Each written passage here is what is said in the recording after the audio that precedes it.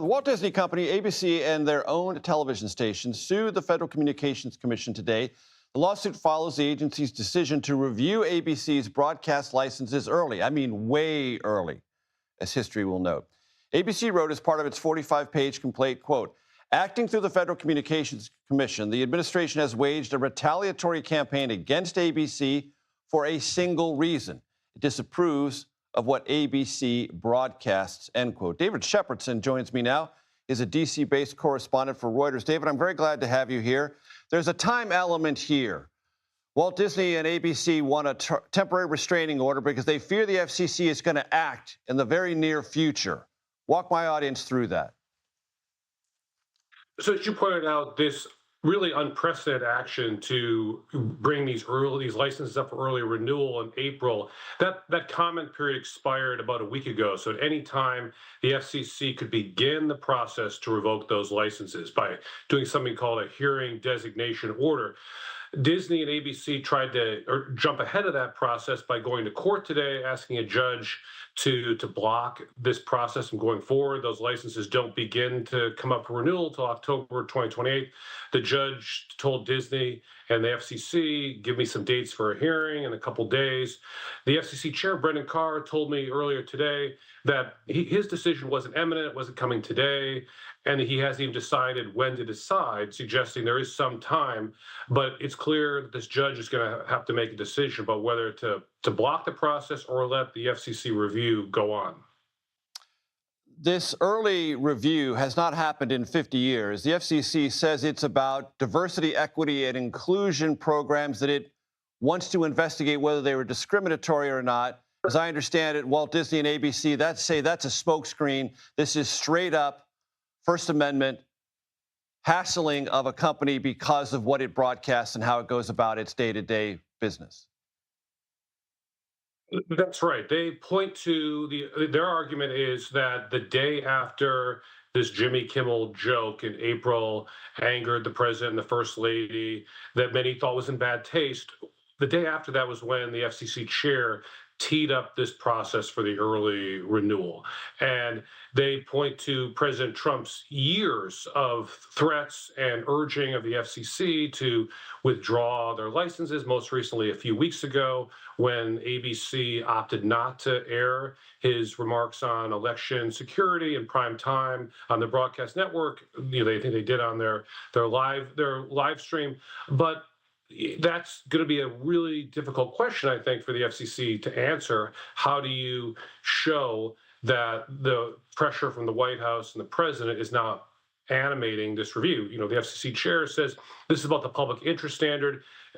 All the broadcast networks operate on the public airwaves. They're worth billions of dollars. And so as a result, they're not a cable channel. They're not a newspaper. They have to operate in the public interest.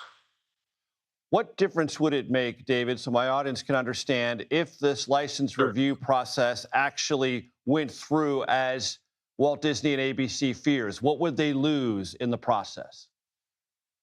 So it takes a long time. And as you pointed out at the top, this hasn't happened in 50 years. So some of the process is really uncertain. There's not an administrative law judge in place. Would the whole commission take this matter up? Would there be a mini trial? When would it go to court? Certainly, for an extended period of time, Disney's not going to lose those licenses, regardless of what the FCC does in these key markets like Chicago and New York. But I think part of what Disney and ABC are saying is just the threat is already changing their behavior. And the example they give is The View.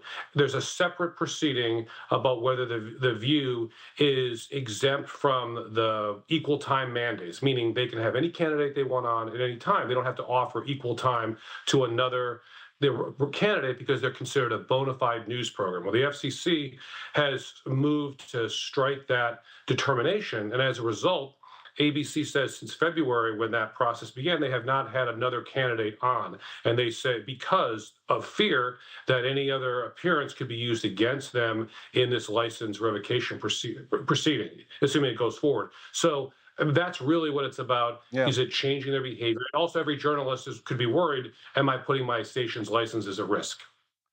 David, there's other media news a bit closer to home. Paramount filed a court motion today seeking that the 12 states suing to delay its merger with Warner Brothers Discovery to post $1.9 billion bond to cover fees and financing costs caused by the delay of this merger. Full disclosure, ladies and gentlemen, you know what I'm going to say. Paramount Skydance, Paramount parent company of CBS News. What do you make of all this, David?